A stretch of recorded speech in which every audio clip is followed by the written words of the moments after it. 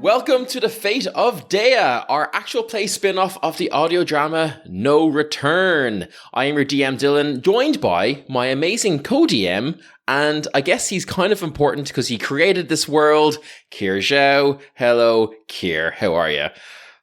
I'm very well, thank you, and you may refer to me as God. I won't.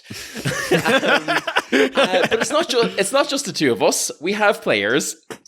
Fantastic players. So, Cameron, you're the first on my screen going this way. So I'm going to say, do you want to give just yourself a little introduction? Tell everyone at home about you and who you are. And you can tell me what your favorite color is. My favorite color? Okay. Yeah. Well, I'm Cameron. I am a student, and I am a fan of the color red. Oh, that's very non-committal, Cameron. I'm not really feeling it. Would you like me to do more? Like, yeah. Tell me what's your favorite one? Tell me. Favorite one? Oh, the crimson of a morning sky. Oh, okay, yeah, I like that. We also have Gemma. Hi, Gemma. I'm going to ask you, as well as introducing yourself, you're going to tell me what your favorite food is. Hi, I'm Gemma. I'm a stay-at-home mum, and I love lasagna. I would eat lasagna every day. Class, to be fair. Do you also hate Mondays? I do. So I should be best friends with you, really. And then, of course, we have Jack. Jack, what question we're going to ask you? I'm going to ask you to tell me your deepest, darkest secret that you've never told anyone in the entire world. All right, fair enough. I'm Jack.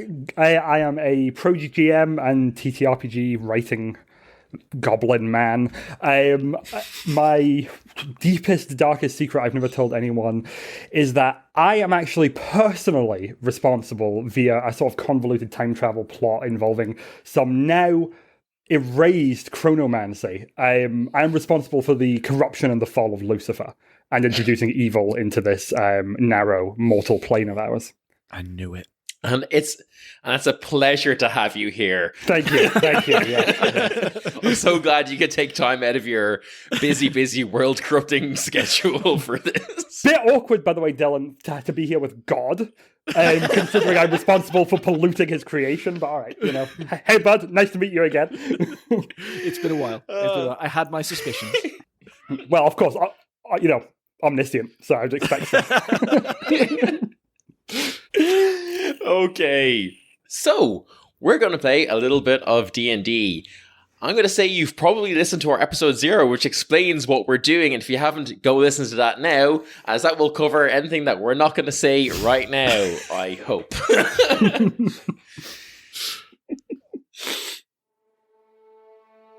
Welcome to the world of Ursit Latari, a world where magic intertwines with curses.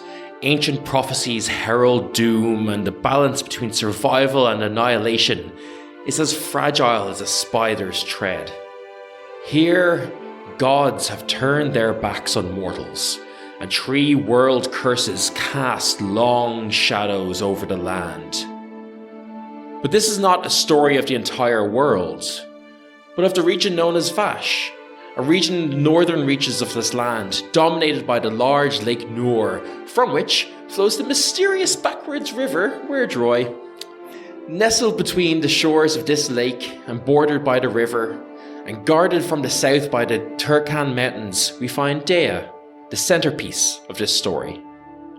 A city that has withstood the test of time, enduring 99 years of relentless civil war. A city of duty, dreams, and defiance. We open on the streets of Daya, this large, proud, and stone-walled town, currently home to various governments of the Northern Alliance, some of these displaced from their cities by the warlords plaguing the lands. Here we see a city happy, mostly, unconcerned with the troubles of war. In fact, spirits are quite high in general. The armies have been sent off to liberate Versailles. Versailles? This is where Kier comes in to correct me if I'm saying things wrong. Versailles. Versailles. Nailed it. The armies have been sent off to liberate Versailles, the region's historical capital. The warlords' alliance's forces are beaten, bloodied, and very much on the back foot. This long war finally has an end within sight. And as the morning sun begins to peek over the walls, our view shifts through the busy streets, through the government quarters where all of those diplomats and dignitaries, leaders and policymakers gather to make the air hotter with their speech, each of them seeking to push their own personal agendas. It shifts through the mostly empty barracks quarters, home now only to the mercenaries, the elite Aurelian regiment and the infamous Vashek Anaya, sole protectors now of the city, if you don't count the few hundred city guards. We see a night guardswoman, a member of the Moon Shields, wearily finishing her shift, briefing her Sun Shield counterpart of another mostly dull night. Along the winding back streets we go until we get to the poorer part of town. Our view goes past a small shack where, inside, away from prying eyes, a charlatan is going through the hall from the night before. But past all of this, our view goes to a certain character, played by Jack, who has just woken up and is going through his morning ritual. Jack, could you please introduce and describe your character? Okay, so my character is a gentleman who you smell him before you see him, and you hear him before you smell him. He is a figure bedecked in patchwork, amateurishly assembled but extremely well cared for armor that covers the entirety of his body from head to toe, while really not offering anywhere near as much protection as you would imagine armor like that should.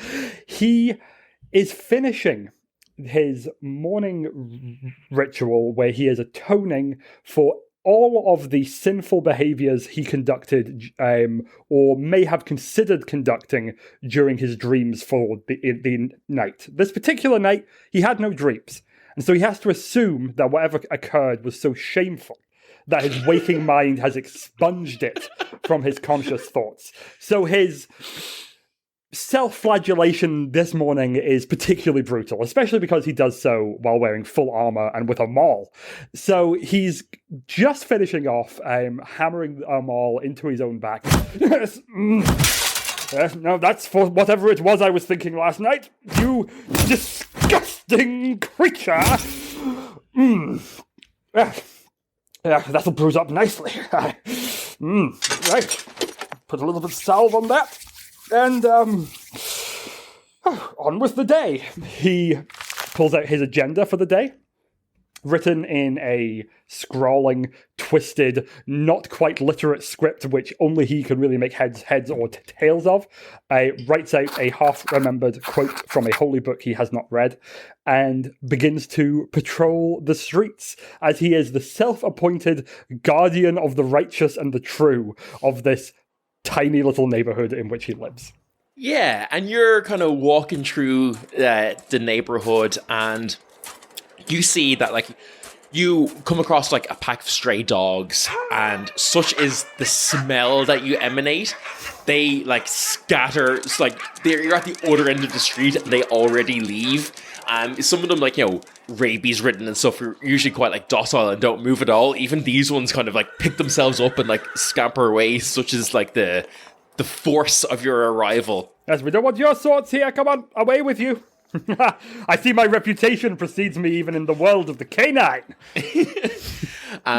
Yeah, you're kind of walking through, people are setting up. You're very much in the slums, and people are, you know, they're setting up very kind of like ramshackle stalls where they're kind of like selling various kind of like trinkets that they've, you know, maybe scavenged, or maybe some of them have come upon these via unscrupulous means.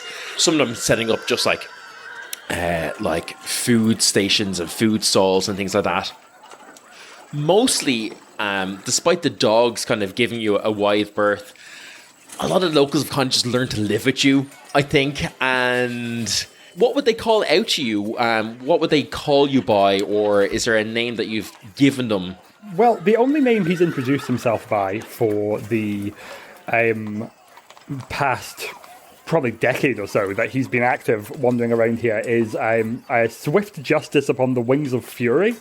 I imagine most people are not using that full title when they speak with him. You see, there's someone kind of who's setting up kind of little like empanada stall or something. Yo, Swifty, what's happening?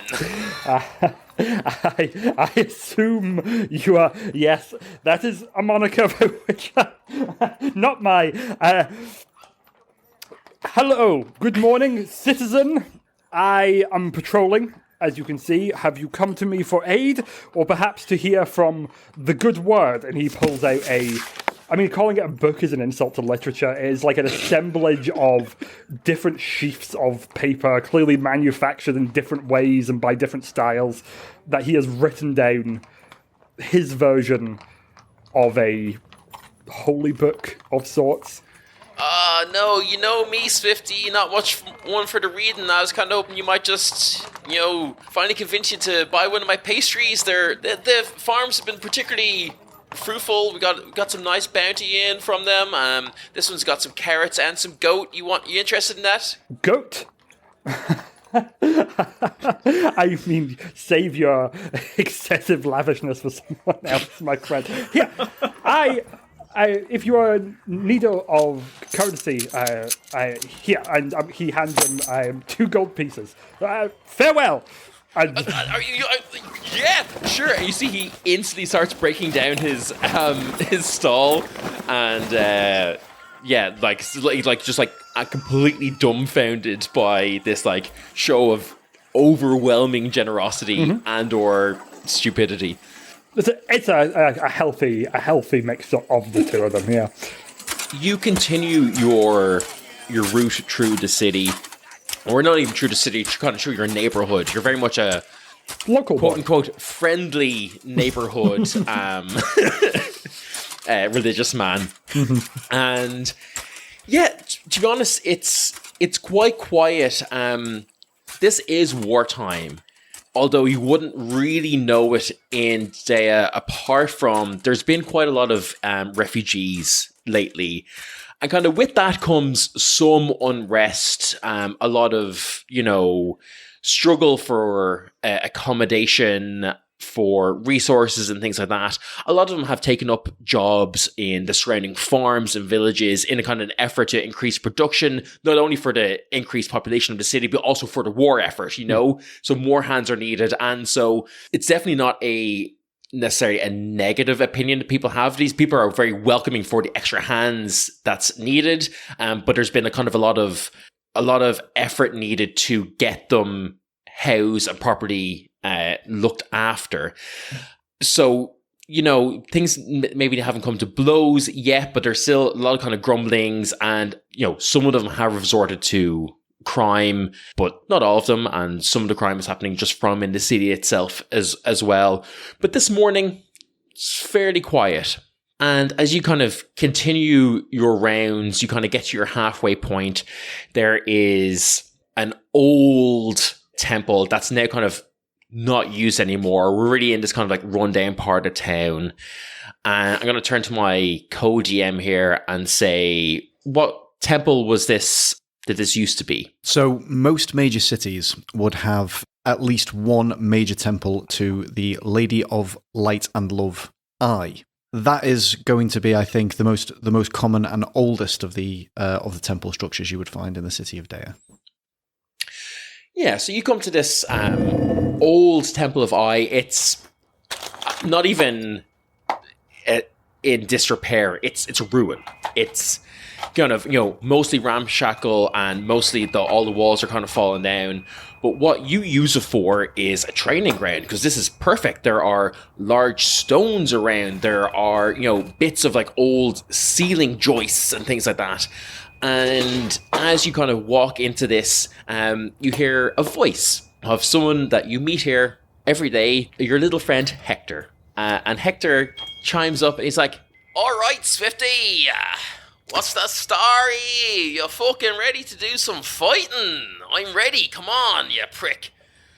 Hector, young man. We have discussed this several times. My name is Swift Justice upon the Wings of Fury, and as your knight and your mentor, I would insist on your language perhaps being more in keeping with the ceremonial reverence such a place instills. With no more of this effing and blinding, please.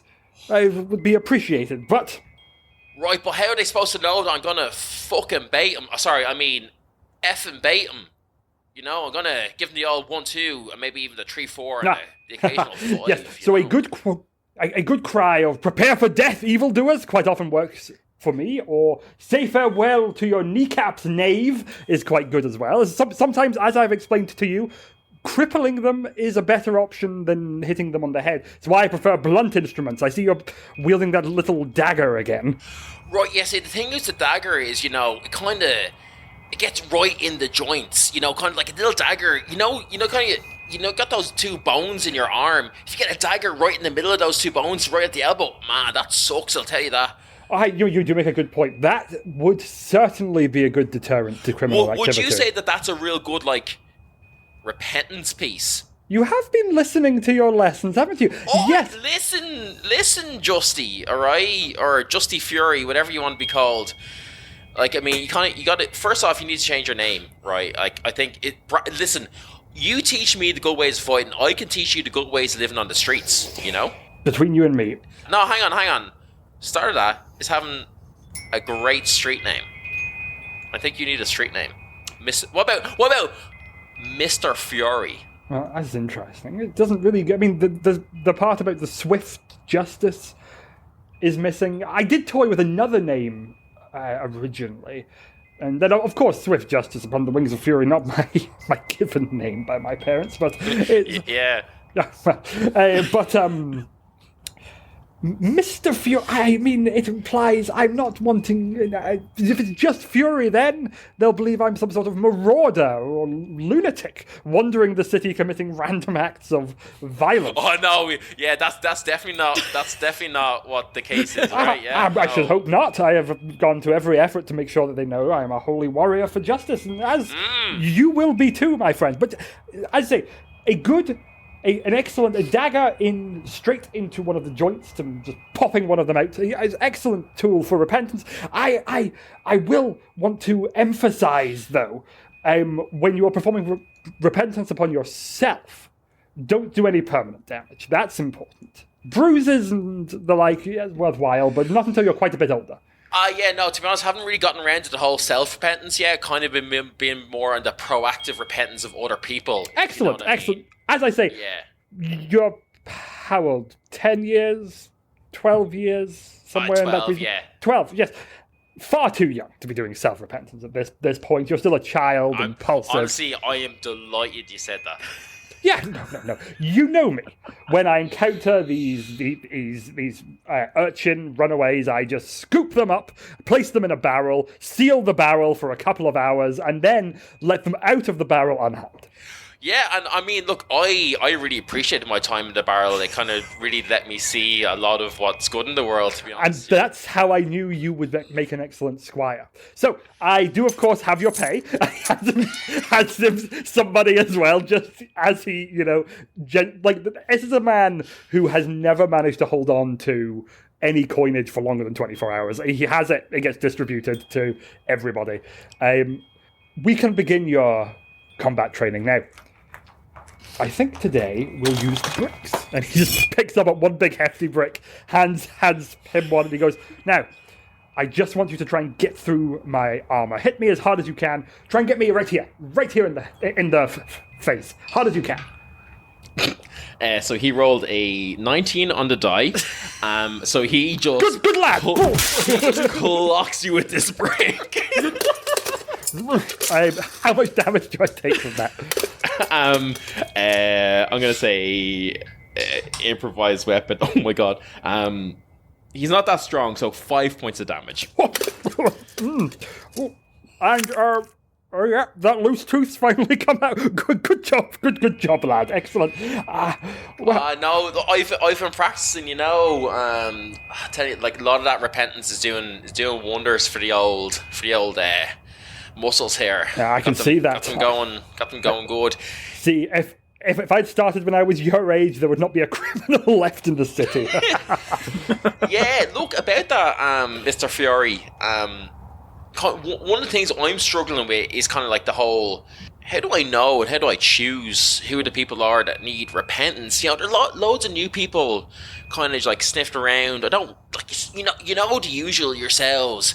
You know, you've got the old little stick gang who kind of hang around. You know they're no good. And like it's kind of like, they walk around with little sticks and you're like, yeah, they're little pricks, little sticks. It rhymes, so clearly they're no good. So I bring the repentance onto them when I can. Naturally. But like, there's loads of people sniffing around that I don't really recognise, and I'm kind of finding it hard to tell who's good and who's bad. Have you got any kind of words of wisdom for me on that? I admit you've hit me with something of a foreign concept, a difficulty telling good from evil.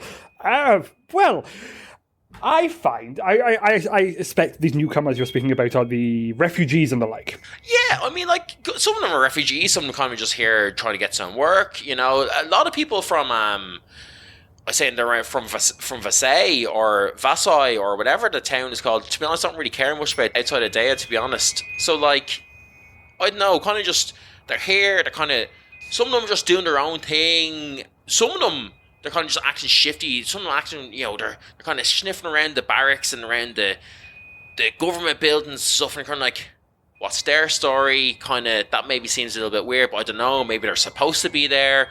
I kind of, you know, my business kind of brings me all over the city. I'm trying to get a kind of a sense for things, you know? I'm just trying to, is there questions I can be asking? Like, do I just walk up to them and be like, are you evil? Oh, I often do that. And do you actually find that's effective? It can be, from time to time. They never really admit to it, but it tends to be a good shock to the system.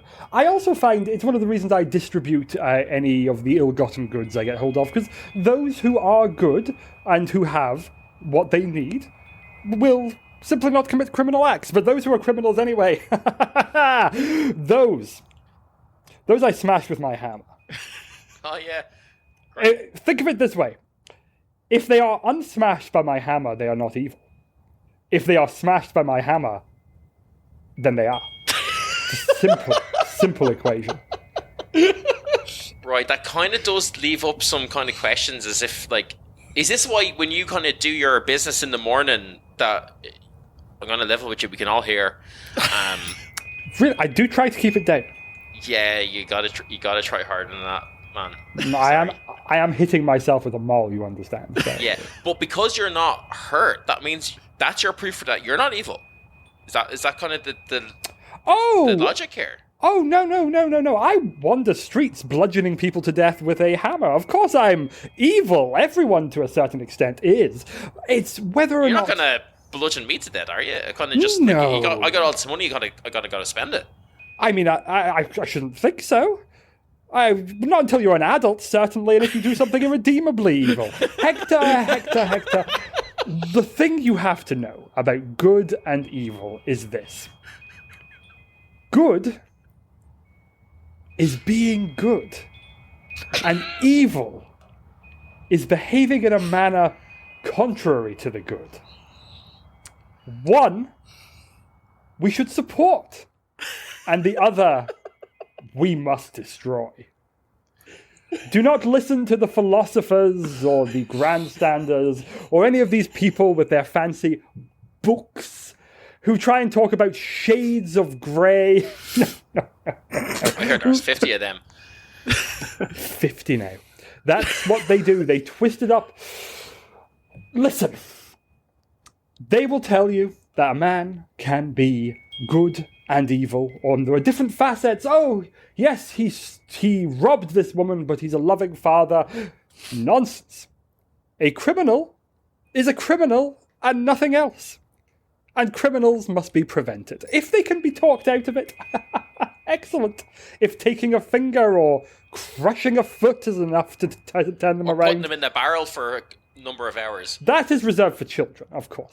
Children are not criminals. Children are just boisterous lads. But that's me. I'm real boisterous. And that's why you're so often in the barrel, Hector. But the One I've thing. actually been having to take up like some of the foreigners are calling it yoga, to try and loosen me out. God, it gets awful cramped in there. Is there any chance we could get a bigger barrel next time? I would caution you against this yoga, however, because yoga, I am given to understand, can be a form of meditation. Meditation is a very close sibling of introspection. Introspection is midwife to pridefulness. For what is introspection but solipsism's sister? So, do not lead with this yoga. Sit in the barrel, think upon your sins, and listen to my sermons. To you and the other half a dozen or so children that will also be in other barrels that evening. Right, I'm going to try hit you with this brick again. Excellent! He clocks you with a brick, and you guys train physically for a little bit more. Kind of going through stuff. This brings you into like the early afternoon or so. And kind of our viewpoint then kind of shifts out from this truly endearing scene of a mentor and mentee going about their training. A 6'2" man having the shit kicked out of him by a 12-year-old with a brick. Yeah. And we come back, kind of reversing our steps, back to that shack where inside was a person counting their blessings, perhaps, inside after a successful night of, shall we say, business entrepreneurship. Who knows? Cameron, could you please introduce your character and what they are doing at this moment in, we'll say it's maybe a little earlier than, it's maybe around lunchtime or so. So this is Jorvin Dergast, the best-dressed burglar, charlatan, misplaced entrepreneur in Daya. He has been out the night before, stealing his favourite thing to steal, which is very nice clothes. So, he has been trying to break into homes of merchants and shops of tailors, and at this moment, he is going through and trying to figure out how good the stuff it is he has actually managed to steal. And I'll give that to you. How good is the stuff that you've been able to manage to steal, and what's going through Jorvin's mind as he's kind of like surveying his like swag from the night before? What are his plans for it? Well, sort of going through and looking at the tags and labels on things. Yeah, he is realizing that this is not actually good finery. This is pathetic costume wear from a traveling band of performers or something like that. And honestly, I have never been more furious in my life. I now have a collection of knockoff, hand-me-down, garish robes, and they all smell of river water. As you're kind of like, kind of cursing your ill fortune from this hall, there's a knock on your door, and you hear that kind of a voice of like a stern woman outside, and she's like, Jorvin, come on, open up, come on, open up. Go away. I am not impressed with last night's takings. I need my time. Yes, well, we need to shift it. We need to kind of get some coin in here. What, like, are you saying that this is unusable? What's going on? No, it's not unusable. We just need to find someone foolish enough not to realize its worth. Well, I'm coming in. In walks this person. She's quite small, but like she still managed to look down her nose at you no matter what. She's probably only like maybe like 5'2" or so, and she walks through, and she's like, "Really, Jorvin? I mean, right now that madman is off doing whatever he does in that weird temple, like putting kids in barrels or something. This is our time to shift these goods, okay? Like, we have to do this. And I would like you to give a name to this person. Rowena. This is Rowena. Rowena is not quite a fence, but she's very useful to have in shifting goods. And you know that, she was someone that you can rely on, particularly when you've got quite a big haul. This is not something you can really do yourself. And, you've let her know yesterday that, like, look, you've got something big coming in, and here's what we're going to do. We're going to get rid of it. Well, what do you mean? They're closed. There's hundreds of new arrivals in the city. Like, they're in need of shelter and clothing. This is an easy way to make money. Like, what's taste got to do with it? You're always so fussy. Rowena, it is a matter of principle. These are costumes. These are not finery. I didn't get into this business to start dealing in costumes. So what if you got like what is this? Okay, this one is like clearly a fake queen outfit or something, but okay, this one is like some sort of goat man. But like, look, this is like come on, this is such a plain tunic. This could be the undershirt that anyone could want. Like, what's wrong? Just because it's supposed to be on stage, Jordan, sometimes I just wonder where your mind is at when it comes to these kind of things. If I wouldn't wear it, I wouldn't feel comfortable fencing it. That's all I want to say.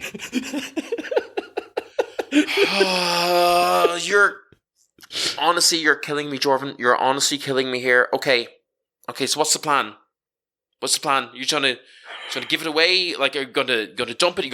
We're gonna do a silly heist to bring it back to where you got it from? We can't do that. They've noticed it's missing by now. Maybe we can find a band of merry performers or something, or I don't know, urchins. They like cloves, don't they? Well, yes, that's the whole point. I'm trying to sell to these urchins. I'm trying to sell to the... it's business 101. We have what they need. They need what we have. We sell it to them for an insane margin. It's all free margin. We stole it. But do you not understand this? This is free money we're sitting on. I didn't get into this for money. I got into this to get fine clothes, Rowena. Oh, and every day I really regret this business relationship that we have. Well, I'm sorry that you feel that way. It's been hard. It's been hard having to move crap clothes like this again. Well, look, it's not the way we'd all like to be earning a living, but it's still earning a living. Look at me. I'm wearing a bedsheet that's got a rough arms cut through it. I don't care what I look like, okay? People look at me and they think I'm some sort of monk or something, and they give me birth and let me do whatever I want. I don't know fashion. You know fashion is why I brought you in here. And if you can't tell me what this is worth and what I can sell it for, then what am I supposed to do? What am I supposed to do? Rowena, I think what you first need to do is accessorize, darling. So, let me go find something to really bring out that waistline. It sort of goes off, sort of finds some sort of like some belts or something like that. Now, this is really just a nip and a tuck, and you'll be looking fantastic again, Rowena. What are those? Are those my hips? I'm not sure if I like this, but I kind of do. I'm conflicted, Jordan. Damn it, you are brilliant. Everyone just needs sometimes a little love and attention from Master Dagast. Okay, look.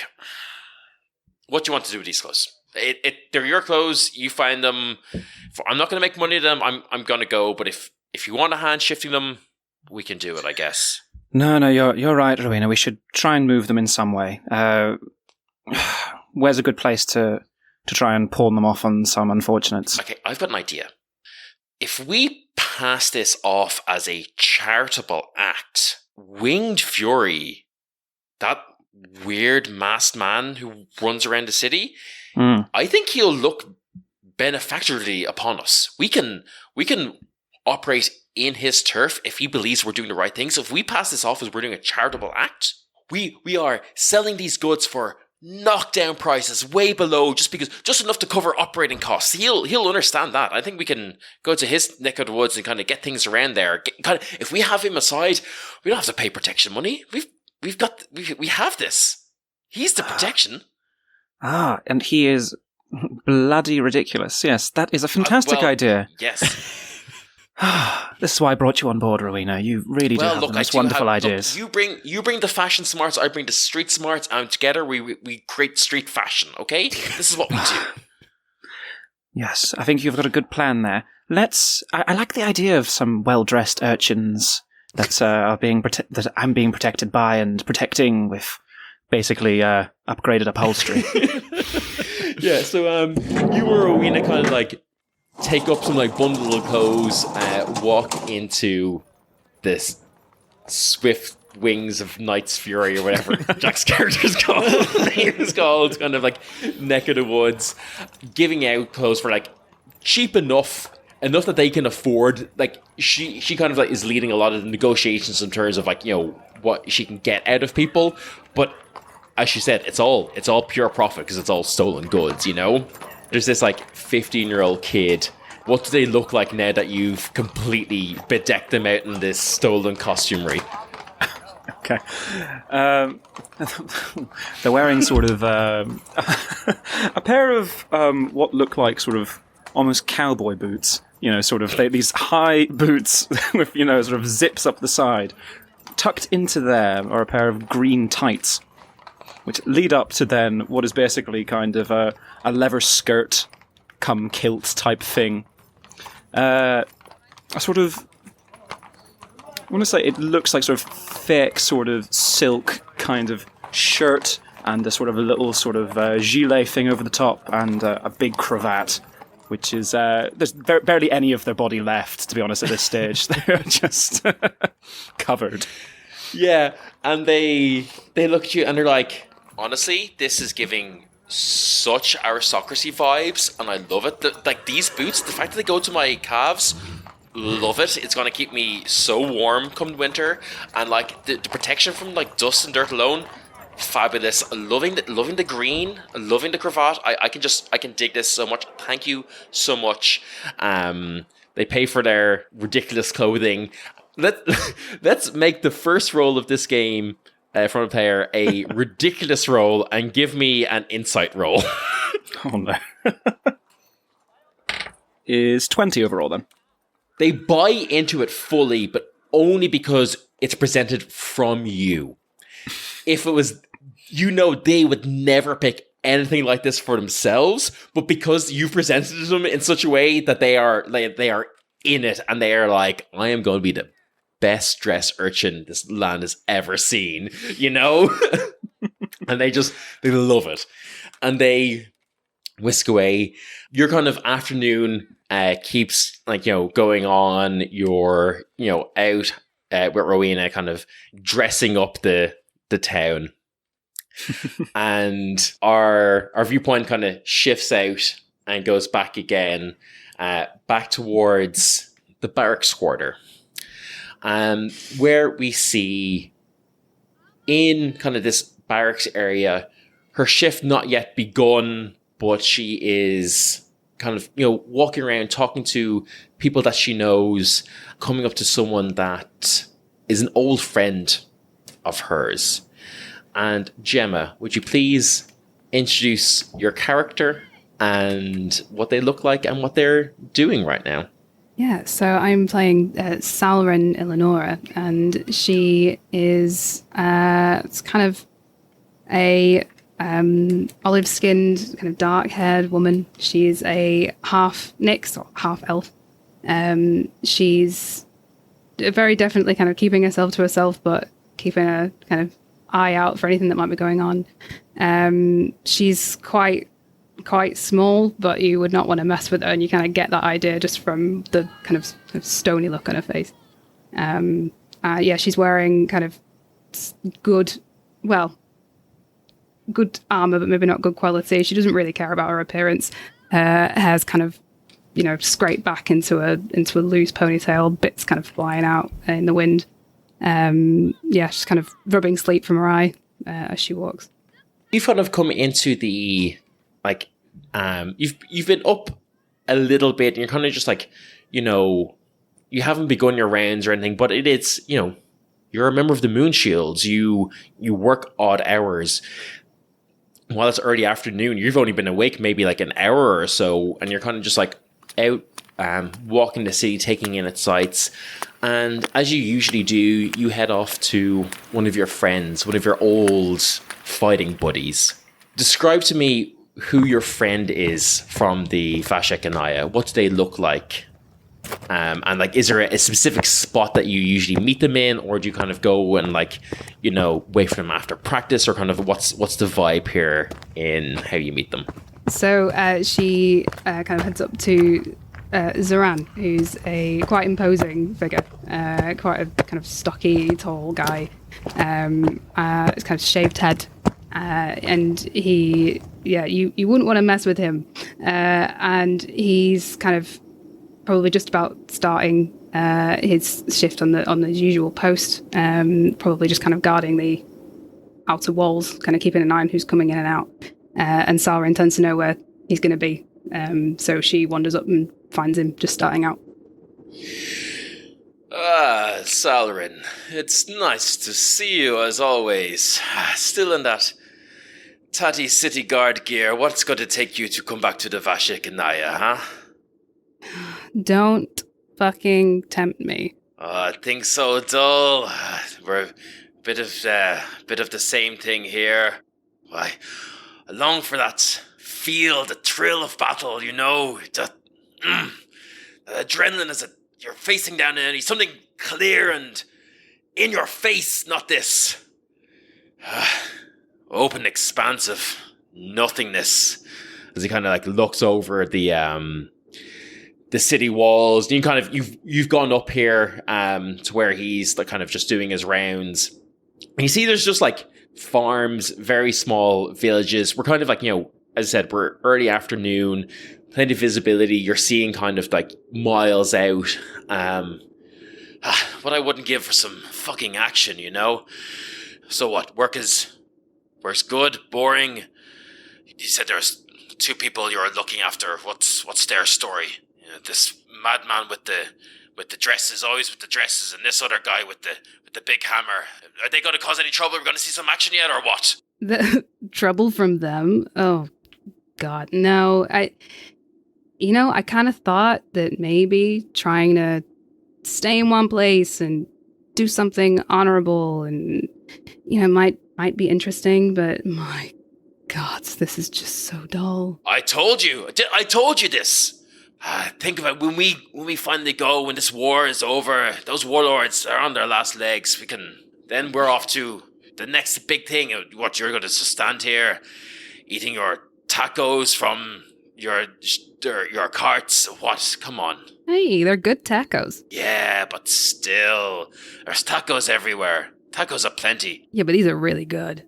Anyway, come on, are you walking with me a bit while I do my rounds? Yeah, nothing going on with you? Anything interesting, different? Please tell me something. I need something. I wish I could, but hey, look, the money's here. Vashek and I are here. You know what it's like. And if these Dians are willing to just keep forking money for me to stand on the wall, then I'll stand on the wall. Boring can be good sometimes, as long as there's other times to make up for it, yeah? At least I got some entertainment with those weirdos that I'm babysitting. Yeah, well, there'll be entertainment yet to come, I'm sure. They seem so weird. They seem so weird. They're so weird. And one of them really, really smells. It's so bad. Okay, look, there is a thing called soap. We have it. You can just hit him with it. It's fine. No, he runs from it. We tried. Fuck. He I think once he literally threw it back at us. I think it might have knocked my friend out. And then he started hitting himself as he ran away. Yeah, it's Okay, yeah, there is no kind of working with that kind of madness. I don't understand. That's no. Hey, look, come here. If there's any excitement, you'll be the first to know, yeah? I really, really need to, just punch something really hard. That would be. Hey, there's always training on in the training grounds. You know you can come. I say this to you every day. Yeah, but everyone else, they judge me for leaving. You're the only one that really talks to me now. Yeah, okay, I know. Okay, hey, look, come on. And he puts his hands up and like a kind of like a boxing coach kind of thing. Come on, give me that one too. I've seen you use it so many times. Come on. No. Come on, Salred, come on. For old time's sake, come on. All right, fine. Yeah, that's it. You still have it. Perfect. Okay. You know, I didn't really try then. I don't want to hurt your beautiful face. This face, you flatter me to call it beautiful, but this nose has been broken more times than I can remember. And yeah, these scars aren't getting any cleaner. But such is the life, huh? You've got enough scars of your own to know. Yeah. Need some more, though, you know? They'll come. You're still young, don't worry. Yeah. Thanks. Don't feel it. Yeah, as you kind of spend a little bit more time kind of like accompanying Zoran on his route. And it's all quite calm. And kind of nighttime starts, and it's time for you to actually start your shift properly. More walking around, more of your favorite thing. You see that your like day colleague is meeting you at the guard barracks. And she's like, "Hey, Salrin. Okay, so here we go. Not a whole lot to report. There has been a lot of reports of suspiciously well-dressed beggars, urchins, and kids around. We're not really sure where they came from. It might be something that you could look in for. Everyone said they kind of they bought them for like pennies. I'm not really sure if I, believe that or not, but to be honest, I didn't really have a full chance to go into it. But if you find anything out, you might let me know. We did have to take," and she kind of takes out a little notebook. 11 kids out of barrels. I know. Yeah, it's happened again. It's the same every night. It's the same every night.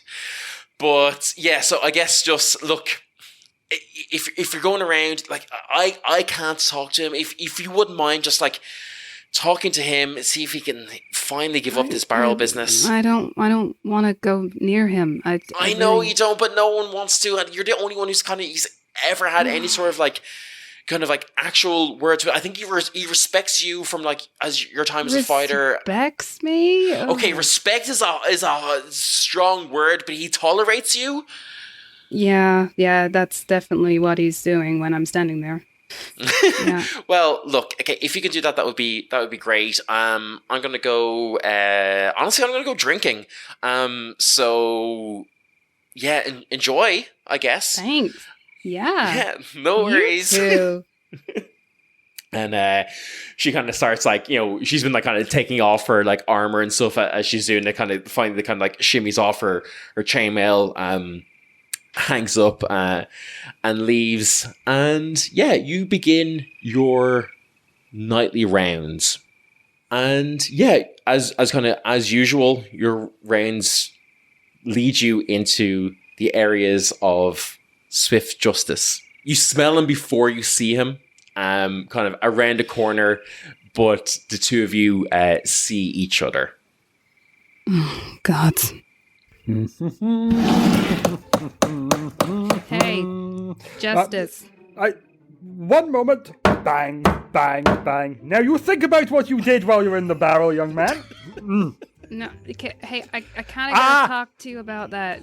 I assume this is related to my report about the jailbreak last night. I returned to my barrels not 2 hours after sealing the children within them to discover that each and every one of the barrels had been opened, save for the barrel of sin, reserved for only the most naughty of children, which is, of course, is kept in a secure location. Now, all of the barrels have been emptied. I assume this was an act of local ne'er-do-wells, and I'm seeking out help finding them so I may place them within an appropriate barrel. So, with that in mind, please go on. Okay, Justice. I'm gonna say this once. Stop putting kids in fucking barrels. Criminal children. Criminals in the making. They're kids. They're kids. You shouldn't be putting them in barrels. What are you thinking? I do not harm the children. We've been through this. I simply pick them up, place them in the barrel, seal the barrel shut. And they come out like 2 inches shorter. Like, stop Now, it. that is largely due to the poor nutrition, which I am attempting to combat with my many exercise and calisthenics programs, which you know I have been seeking public funding for and have yet to receive. But I hear your concerns. I have been trialing Concerns. a punishment crate. It is larger and allows the children to sort of curl up into a ball rather than being placed in this kind of squatting position as they are in at the moment. No. Crates, barrels, all of it. Just no. Just, I can't believe I have to say this. Leave the kids alone. Just leave them alone. Just let them be. I see. You and I understand one another. Right? So, You're gonna leave the kids alone? I will be more discreet in my actions from henceforth. Do not worry, guardswoman. You will not hear anything more about any barrels. As you're having this back and forth, and kind of just before you can really get into, admonishing Swifty here for his actions, Salarin, you hear a noise that you've not heard since you've taken up guard position, but it's something that has been in your training, and it takes a moment for it to kind of actually, for you to realize what it is. It's like, you hear it and your mind has to go, cycle back through, oh, what's my training on this? And you realize that suddenly there's bells and trumpets throughout all the city in a very kind of distinct, ding, ding, ding, ding, ding, ding. This kind of just rhythmic kind of chorus throughout the city beyond all belief. And at first you think this has to be a mistake, because this is the call that goes up when the city is under attack. As you're kind of coming to this realization, you hear pounding footsteps on these cobblestones, streets, rushing towards you, and you hear pounding footsteps and labored breathing as Zoran kind of rounds the corner, and he's Salarin, it's time. Okay, it's not the city, but we gotta go. There's ships coming, flying the warlords' banners. Ships, boats, the things on the water. What? It's an attack. Ships. I don't know why, but there's an attack. Yeah, I get that, but what? Why? What? Look, come with me. All and right. he rushes you and kind of takes you up to kind of where the closest walls are. And the slums are kind of mostly towards the outskirts anyway, so you're not that far away. And you climb up the walls, and it's twilight, but you can kind of still see just at the horizon, and he's looking out and kind of with your half Nick's eyes, you're kind of able to make it out a little bit better, and you see kind of in the very distance on the shore, on the water of Lake Nor, not even a couple of ships, a fleet boarding on an armada approaching. And he's look, isn't this what we wanted? Okay, here's what we have to do. Fuck, we're not going to let them get to the city. We can't hold the siege. We've got fucking no one here. We're going to beat them to it. We're going to hold them at the shores. We're going to fight them at the beaches, and it's going to be all Churchill about it. You got this? I'm not sure if you understand the reference, but other people will get it, okay? So, we need to round up the guards. Our other regiment, they're already gone.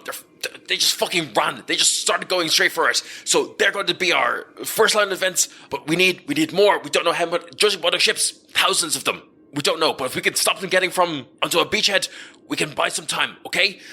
But what we need, this is the fucking thing when we don't have other people. We need runners. Have you got anyone who's good at running around, passing messages? Someone who you maybe not being able to catch doing. Oh yeah. I actually do. Yes. Just gather people. We need anyone we can. Anyone who can. We'll sort. What are you doing here? I didn't invite you up here. And he just looks straight at you, Justice. Have no fear. I will save the city. Okay, you. Sure. To arms, guardsmen! Rally to my banner! He just runs down the stairs to wherever it is he's going. Just let him go. Just let him go. He'll be fine. the Aurelian regiment, they've got the more bodies. They've gone first. Us Vashek have taken it upon ourselves to gather the rest of the guardsmen, sound the alarms, and go there. But as soon as you can, come with me. Let's go. Okay, yeah. Sorry, I charged forward. I don't actually know where we are going. So... Okay. Look, friend. I very much appreciate your whole kind of vibe, but just... Thank you. Yeah, just follow, okay? Just follow. Please don't encourage him. Thanks. My entire vibe, yes. And he runs off gathering other like people. You see he's like kind of like as someone else who's like does like rounds and stuff, he knows kind of like the other routes of all like the city guards and is off like rushing to gather people. What do you do? Well, I'm gonna go find Jorvin, I suppose. Yeah. Nice. Where is Jorvin to be found? Jorvin is going to be back in his little shack. He's been dressing for the evening. So he has slicked back his hair, he's done his little wax on his moustache, and he is wearing a very large, oversized fur coat over his leather armor, which is squeaking as he moves around the shack. Bang, bang, bang. Jorvin. Is that you, Oh, it's not Rowena. Who is it? Just open the door, please, now. Okay. Yes? What are you doing? It's called fashion, honey. Look it up. Okay, that doesn't matter. We're under attack. Well, us specifically? Daya. The whole place. They're boats. Apparently I need you. I can't believe that I just said that to you, but I need you to follow me. Oh shit. Okay. Can you where are we take going? the fur coat off first, though, please? What? I built my entire outfit around this. Fine, yeah, sure. Okay, yeah, whatever, good. yes. Yeah. Okay, cool. Yeah, thanks. Thanks for this. You gather up Jorvin and you just start running. You know that Zoran is kind of like being responsible for gathering up everyone else in the area and has given you orders to meet at the city gates with the rest of the Vashakanaya. So kind of with the time it takes for you to go get Jorvin, criticize his fashion choices and life choices, you kind of like gather up, start running to the city gates. There again, you meet Zoran, and he's like, okay, look, we've got a hard march ahead of us, but we should be there to back up the Aurelians. Nice defensible position. Judging by the size of the fleet, there's one beach that they can fit at. We're going to head there. We're going to be support. Hopefully you guys don't need to do anything. This is your runner. Yes. What is your name? Me? You're talking to me? Yes, you. Oh, Jovan Dagast at your Really? Salrin, this... Okay. He's the guy, sorry. He's the only guy. Jorvin, you hopefully you don't need to fight. Listen, Battlefield 101, yeah? Information equals victory. If we can get information from our commanders, we'll win. We need you to run messages. You can do that, yeah? Yes, sure. Okay. Whatever you need. Great. Okay, oh yeah, no, I should have known from the smell. Yeah, okay. Good that you've come. That's a big old bit of metal on the stick you got. I hope you can use it well. What is so funny? Yes. I will single-handedly push this force back. You are about to see. There's no need for commands or strategy. Battle is simple. Slay the enemy until there are no more enemies. This I shall do. Okay, I knew I was right to like your vibe. I knew it. Okay, we go. Let's go.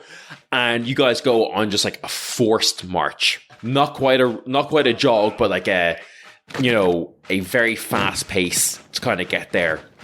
As you're going, you're seeing like the kind of the clear signs of, the few hundred Aurelian regiment who've like kind of gone ahead of you to shore up the defenses.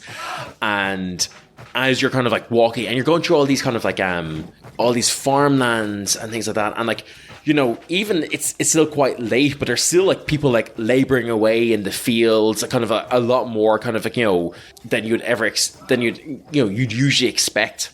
You're walking through, and about halfway there, you see a runner like breakneck riding towards you. Like they've commissioned a horse from somewhere, like a pony from like a local farm or something like that. And you see like he approaches Zoran. They kind of like exchange a couple of words, and Zoran kind of turns and like addresses everyone. He's like, "Okay, change of plans. This is where information is actually good. The ships are a little further away. Maybe the boats. I'm not sure. If there was a podcast that could tell me which was the difference, but maybe some of you will get that reference. Maybe some of you won't. It's all about how they turn." Okay, no one cares, you big nerd. They are effectively just large barrels, if you ask me. I mean, look, that's the best way to think it. They transport things on water. It might as well be a barrel. So, look, they're being sneaky. Those bastards are being sneaky. It's not just a fucking straight up fight with these guys. A couple of their ships or boats, whatever, have broken away and are going for a smaller cove. It looks like a small force trying to move their way around. Fucking typical sneaky shit. So, we're going to go there, smash them, join up with the Ridley Regiment. Everyone understand? Smash. Yeah, good. I'm going to keep you in the back for the moment if you don't mind. We want to go easy on them at first. Make sure they're worth the hassle. I suppose. This is all happening as you're still all on this kind of like forced march towards the, you've got now kind of broken away from the main road, heading towards what would, in our terms, be kind of just like a small like leisure beach. It's kind of like a small kind of like sandy cove, not somewhere that you would actually expect to have any kind of boats mooring or like landing at all. And as you get there, you kind of see there's only 3 boats, and there are kind of like about a dozen or so rowboats, kind of piling in, loads of like what seem to be like skirmishers. So everyone kind of seems to be like lightly armored. There's no torches. Everyone's being very kind of like, trying to be very clandestine, quick and sneaky, as the Vashek and Naya kind of very, very well-trained mercenaries kind of like take the lead, kind of put up a shield wall against this kind of like, it's a cove. There's only kind of like a small little path up the way. They easily kind of identify like the best defensible position, and start kind of like bedding in, ready for this attack. As all these kind of skirmishes start up, the lines clash. It's quite kind of boring, actually, because line combat tends to be a lot of kind of just like everyone standing in front of each other 4 feet apart so they can't get hurt. And there's kind of a lot of like, pushing back and forth. And Zoran comes over to you, Salarin, and he's like, "Okay, I said it was going to be exciting, but look, it's a fucking Vashek and Naya, yeah, they can't break through this." And then you see he looks up and he goes, "Fuck. We're being flanked! Go, go, go!" Yes! You see that all these kind of like light skirmishers are kind of like using their mobility to their advantage and are kind of swarming up around the rocky terrain. I need everyone to roll initiative. Nice.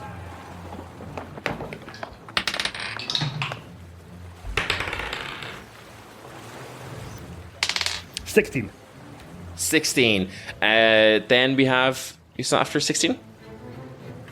13 with Sauron. 13 with Sauron, and you are 12, Jorvan? Shamis Vermilion got 14. Who's this? It's another word for red shirt. Great. Excellent. Yeah, okay, you can be our red shirts. Weren't you one of my barrel boys? I don't think that means what you think it does. 7 years ago, sir. Yes, you're amongst the first generation of barrel boys. See? Look, it works! He's an upstanding member of society!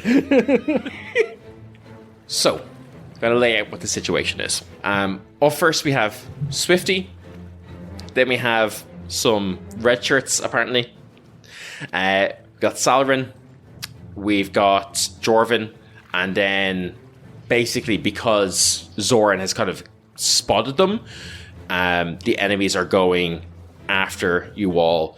You're all on this kind of like small coastal path. You're kind of like, most of your forces are kind of like, I say forces, there's only about, you know, a couple of hundred of you. A lot of like the city guard are sleeping. They're not ready. They're still coming. They're still kind of trickling in.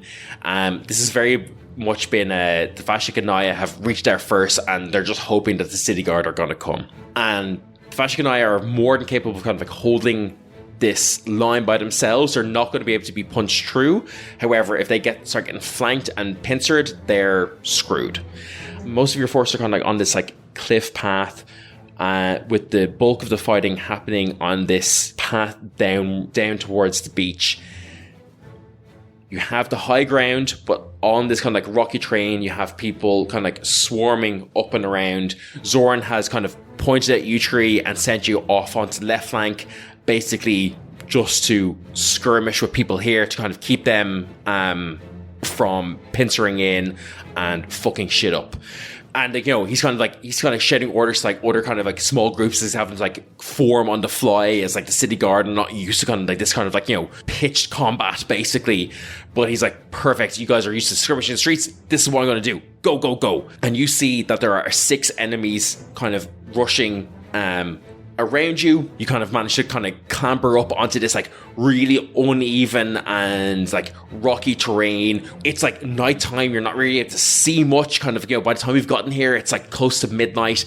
Things are not looking great in terms of like actual visibility. And yeah, you see 6 of these enemies swarming around. Swifty, you're up. Your fury cannot be contained. You're the first person to act. These people are here, you know, to capture/destroy your homeland. What do you do?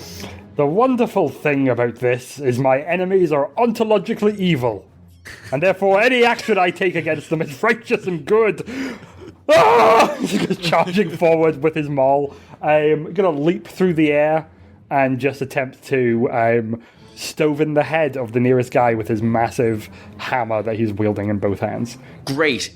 Because this ground is so uneven, I'm going to need you to give me an acrobatics check, DC 10, to be able to kind of move in any sort of like full capacity.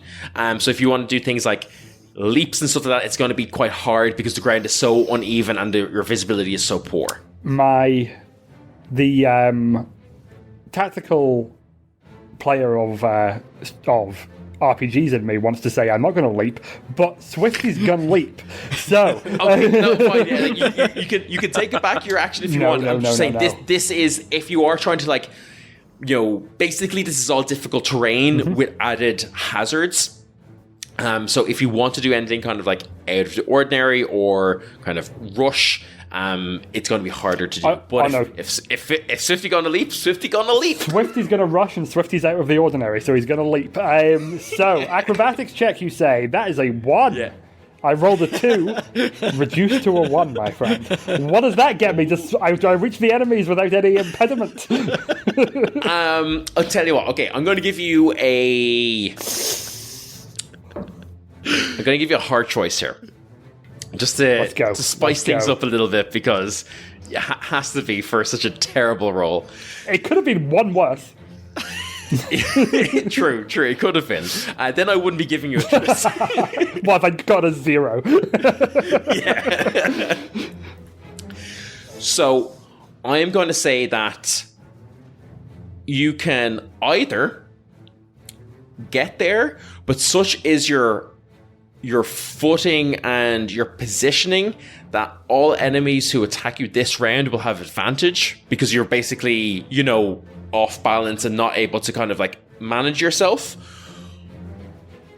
Or you can basically not get there. You'd have to basically take a dash action, so your full action would be just to get to melee, but you're not going to have advantage against you. Or I'm going to say, tell you what, I'll be nice. Actually, no. You know what? Fuck it, I'm not going to be nice. They're your two options. They're your two Excellent. options. You rolled a 2, turned into 1. They're your options. Extremely generous of you to give me options. So, Swifty runs, he leaps, his bad leg catches on a stone. He has a brief moment where he's like, okay, I can slam my maul into the ground now to arrest my fall so I don't reach them. He decides not to do that. He continues forward, sprawling through the air, swinging his hammer wildly around himself, hoping that this is somehow going to make him more effective in combat, while I, of course, as the player, know he just has no defense against whatever attacks are coming. Yep. So, reaching them, he is going to... the first enemy, he is going to use his bonus action to do a feinting attack. Nice. Choosing one creature within 5 feet, so just the nearest enemy combatant. I get to roll with advantage, expending a superiority die in order to do so. Oh, and you know what? I will also throw Great Weapon Master on top of that, so I'm owing a -5 penalty to the attack roll. Yep. And rolling at advantage, that is a natural 20. Holy shit. Yeah. Okay. That's your first roll of the game? Yeah. No, it's not. My first roll was the 2. Oh, sorry. Yeah. Of course. I'm sorry. So You've redeemed yourself, though. yes. As I feel like he crits here because as he goes flying, sprawling forward, he does hit them with the maul, and then the entirety of the rest of his body also impacts into this individual. It's a crit, but not an elegant one. So. That's going to be 4d6. 2 6s, first of all. What? Holy and then next, shit. a 2 and a 5. So 7. So that is 12 plus 7 for 19 plus 10 from Great Weapon Master. Brings it 29 plus 3 from the strength. Brings it to 32 points of damage on my first strike. Is he still there? This is terrible radio, but that was just stunned silence for me for a moment. Holy shit. That was from everyone. Everyone had mouths agape. So, sorry, just to confirm, Jack, because this actually might be higher. The way I run crits is it's a double damage, double everything. Oh, then it's higher. Because I rolled again. The first roll was the 2 6s. Wait, so double damage, double everything? Double everything. Oh, I like big no. crits. Okay, right. Okay, let's redo the math. So 50 points of damage. Holy fuck. For the Barrel Boys and the bakery! Okay. So I was going to run these as like basically cleavable enemies. So any overkill, you could go through them because they're lightly armored skirmishers. They're not like these guys are clearly here under the cover of darkness. They're trying to they're not heavily armored. They're not like elite heavy infantry or anything. You, despite your fantastic failure of footwork, you barrel through, just crush one of them completely, and in this wild flailing of your limbs and maul, you manage to also catch another 2 of them and send them tumbling down the cliffside, effectively taking a 3 in a single attack. But I believe you have one more attack, and there are still 3 left. I do have one more attack. Jesus. Yeah, I think That is the most possible damage you could have done. Yeah, it is rolling 2 6s. There's no way you could have done higher damage than that. Actually, technically speaking, I could have done higher damage if I'd also put like a disarming attack or something on top of it, but I didn't. Okay. So, yeah. I'm going to keep Great Weapon Master on. He's feeling cocky, and also I feel like hitting really hard but not being very accurate is very much the vibe of him flailing around here. So, Yep. this is just a straight roll, though. I'm not using that dice. I'm using the white dice. And... damn it. Okay, no. That time, that is going to come to like a total of 2 to hit. No. Yeah, this time I feel like after he barrels through those three, spinning and flailing, he spins around again. He is so dizzy from all the like flailing and going around. He just like wildly misses and is now, as you say, completely exposed to attack here, with everyone getting advantage on him. Oh dear. That was real feast to famine, wasn't it? Oh, it was. Yeah. Famine to feast to famine right there. Here, because I appreciate you wanted to be part of this. You, your name is... Shamis Vermilion or Rufus Sark. Okay, your name is Rufus Sark. Fine. Also you means can red be shirt. amazing. Your name is Rufus Sark. You've never really thought of yourself as being that much of anything. But finally your time has come to the defense of the city. And, you know, everyone kind of said, Rufus, you're not going to amount to anything. You know, just be a guardsman. Go around, tell people to stop begging. You know, generally be hated by the masses, but now's your turn. You've seen these other kind of heroes. You've seen this absolute madman on the left flank crash through, killing 3 people at once. But your flank is on the right flank. You're taking the other flank, along with your friends, fucking, I'm going to say, Lena Jarrig, which is Irish for red shirt.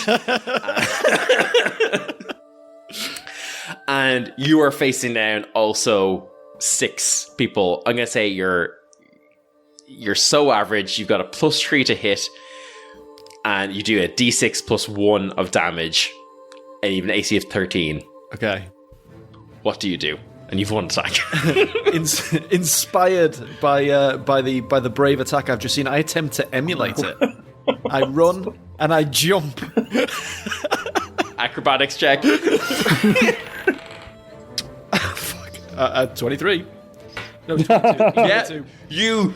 You so nimbly run across all of these slick stones from like the spray of the sea that's hit up. You're feeling like the smell of it would be like of the lake. But you're feeling kind of this warm air drift across the lake, kind of invigorating you as you dance elegantly across towards these people who are encroaching upon your home. For Daya! 14 to hit. 14 hits, that's the AC. Yes! These guys are lightly armored. Roll damage. 6. Yeah, you proper pierce into one guy, wounding him, and start fighting. You're doing quite well over on that flank. Back to the left flank, Salgren, you're up. You've just seen Swifty absolutely take out 3 people. You could get to melee with an acrobatics check. If not, if you have range abilities or anything like that, you can do them. But if you want to really get there, you'll need to acrobatics check or just take your action to dash. What would you like to do? Salrin was just going to kind of stay and wait for the fight to come to her, but she is properly inspired by what she's just seen. So she's just going to leg it. I'll do the acrobatics check. Yeah, nice. Maybe I'll try and DC leap 10. as well. Oh, and that's a 13. Yeah, nice. You see the rock that tripped up Swifty, you know to avoid it, start running towards it. There is 3 enemies. They're all kind of trying to flank out now and surround this absolute madman who's just hurled themselves at him. What would you like to do?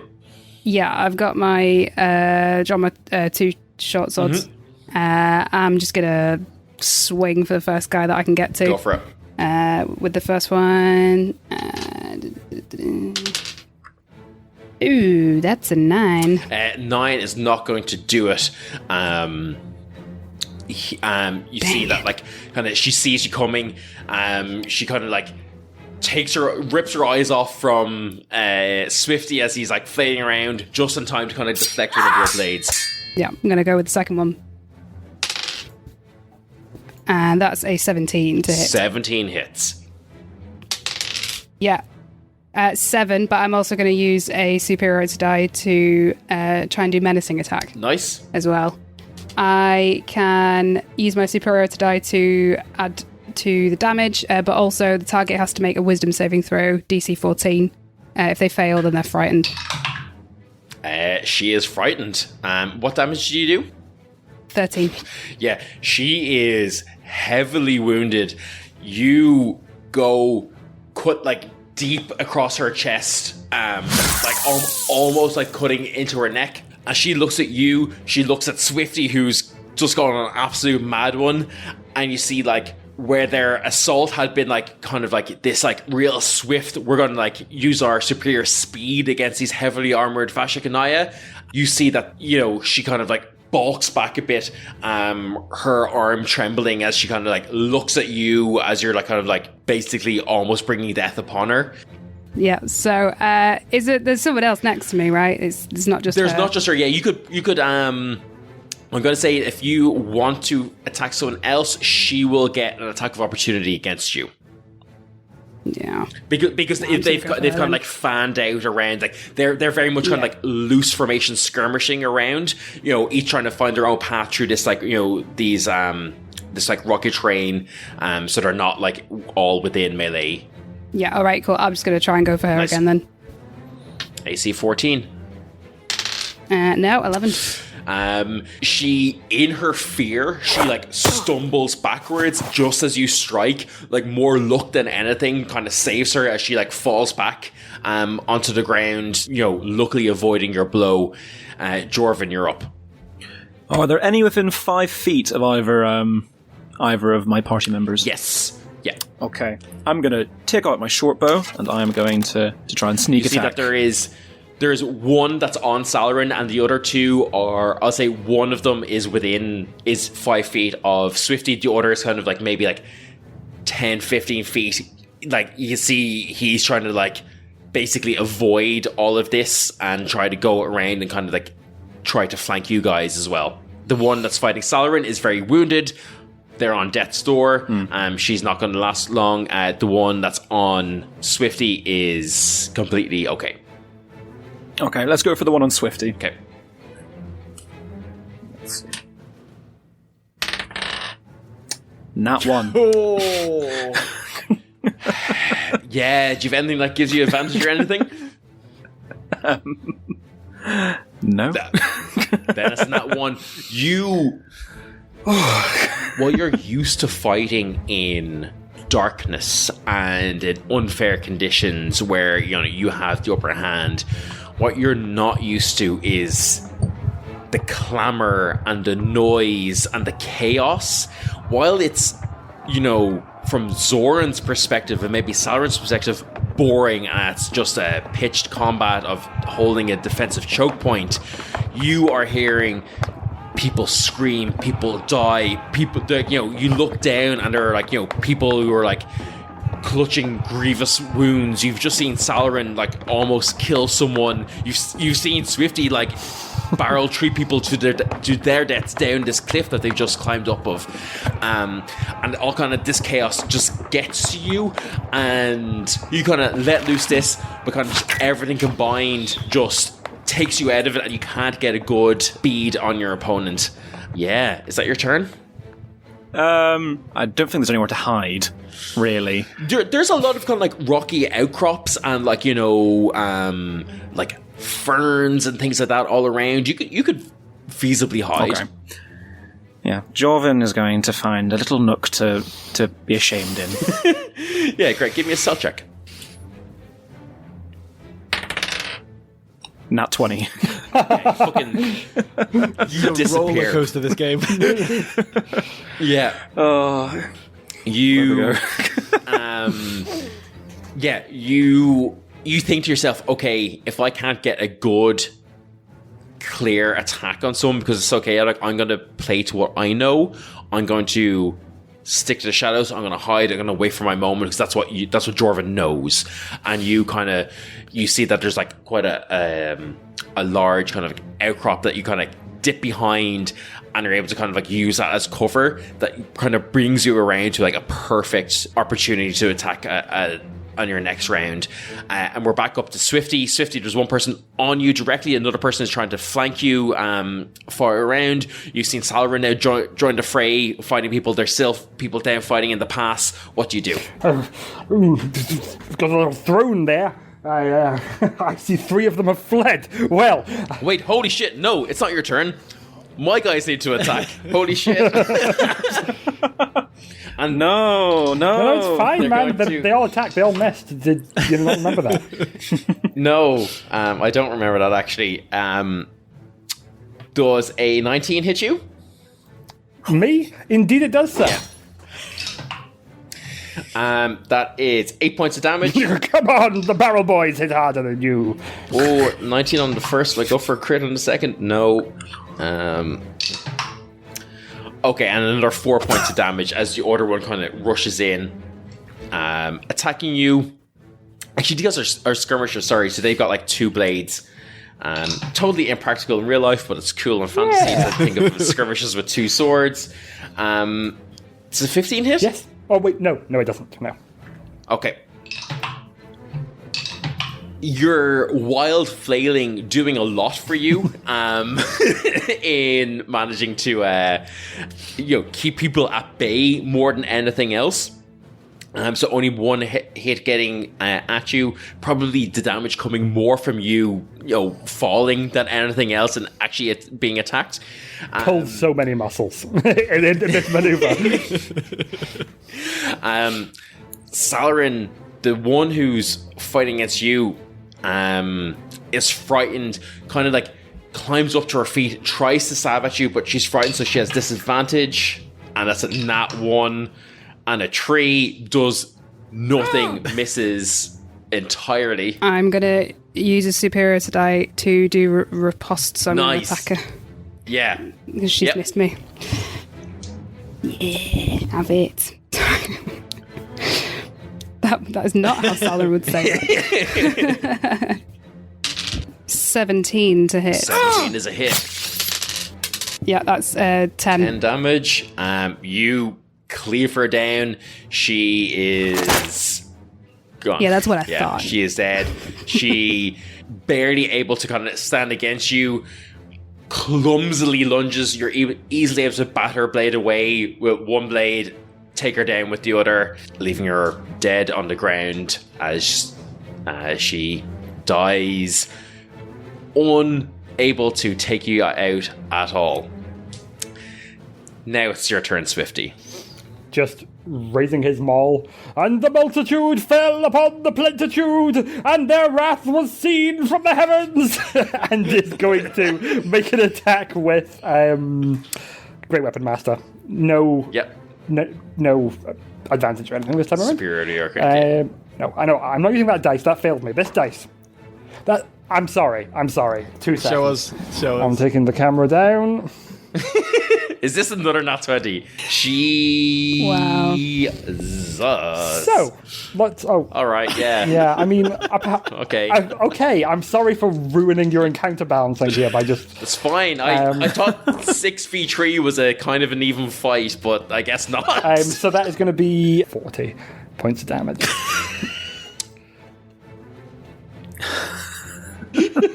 Yeah.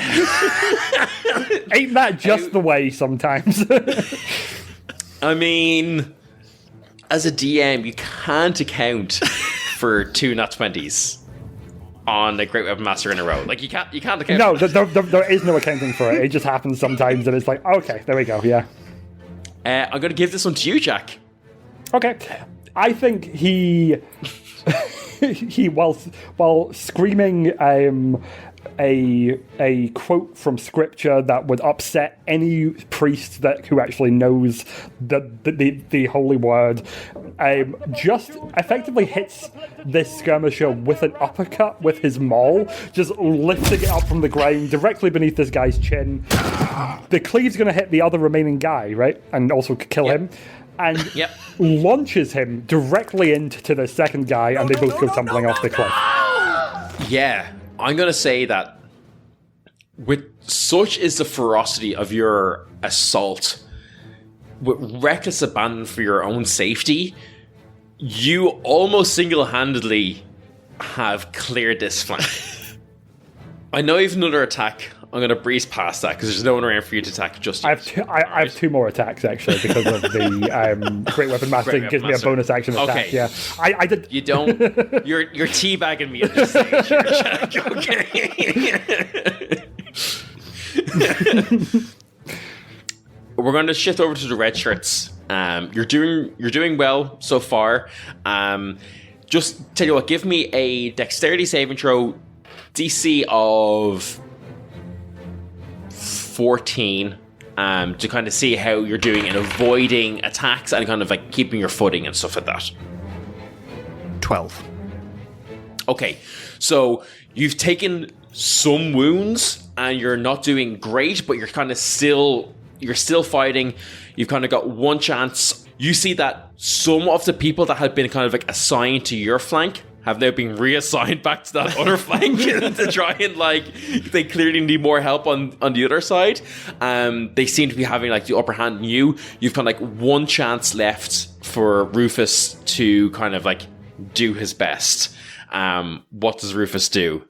He's heard the carnage coming over from Swifty's side and has heard the scripture being called and is almost convinced at this moment that he is truly blessed in this combat. He has taken injuries, but this is Rufus's moment, and Rufus is going to lunge forward and try and attack his opponent and finish him off, believing, of course, that he's able to do so. Yeah, for a 3. I'm afraid he's going to. It sounds like he may be living up to his name. Rufus. This was Rufus's last chance. Had Rufus been able to do this, he would have graduated from red shirt to, I don't know, a yellow shirt or something. I don't know Star Trek, whatever. You guys, I hate Star Trek. Wait a minute. Why would he go from the command division to the engineering division, Dylan? I don't understand. Because he's fodder now. That's all he is. I mean, the engineers are quite well trained. Not again, Jack. His shirt's going from red to even more red as there's more blood on it. Okay, as Rufus fails to strike true and is, of course, summarily cut down. Avenge me, Shibis. You're dead too?